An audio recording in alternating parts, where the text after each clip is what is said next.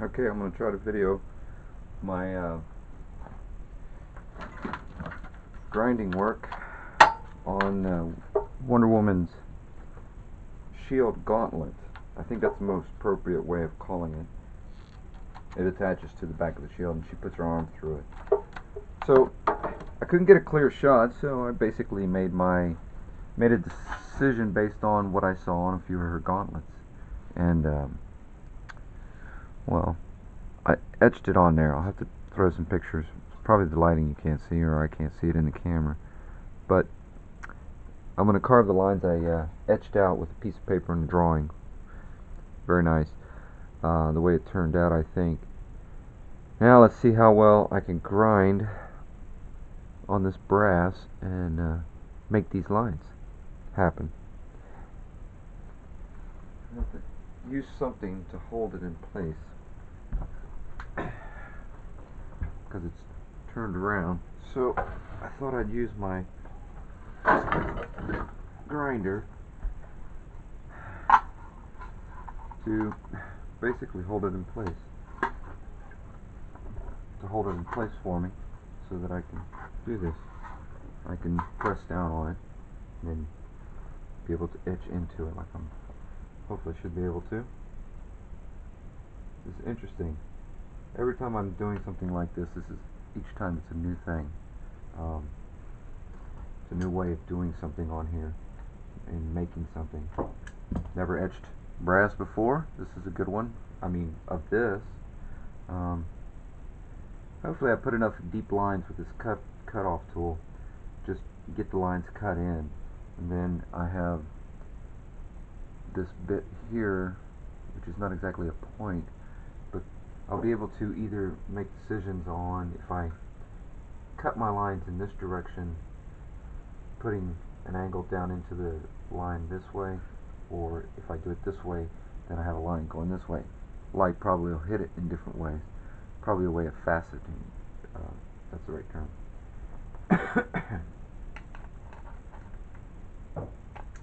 Okay, let's see.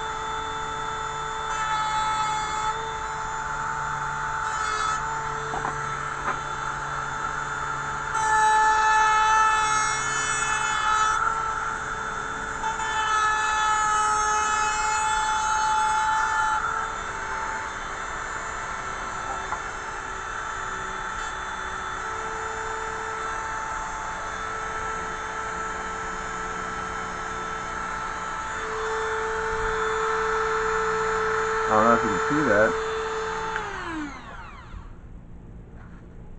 I don't know if you can. It should be showing up in the light now.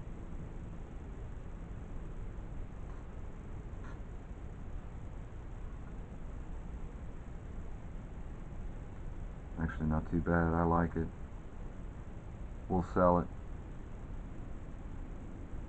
Now, do a couple little cut-off pieces. Now that I've got some exact lines, I can make some measurements where I need to cut and square off this area to make it a little more uniform for the bracket attached to the back of the shield. Very cool. I'll polish it up with some, there we go, a little bit, wiped it off.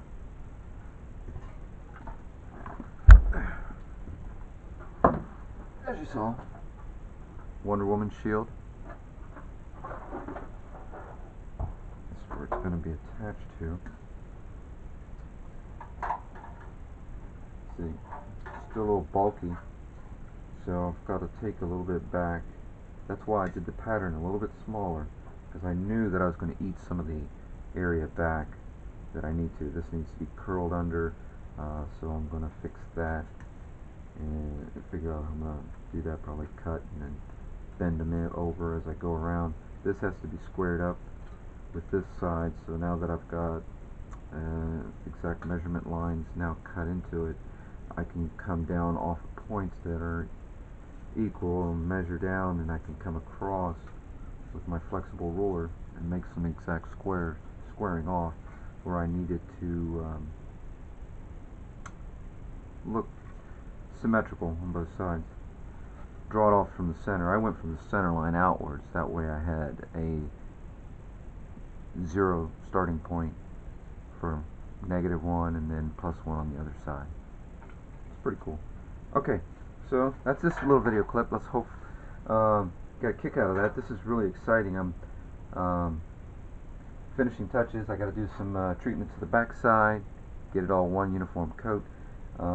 There might be a skinning over of this so that I can then do some other etchings in the back sides. That probably doesn't seem very much, but I caught some glimpses that there is some nice symmetry to the back side. Okay, alright, cool. Let's see how it should sit like that. Should be pretty amazing. Alright, thanks for watching. New Age Survival Technologies Cosplay Prop Building Division with a little bit of actual function to them. 8 pounds, that's probably about a quarter pound, so 8.75. A little more epoxy, a little more layering might add up to another quarter, so it might total out at 9 pounds. Just like Captain America's shield totaled out 9 pounds, 1 ounce. Alright, later.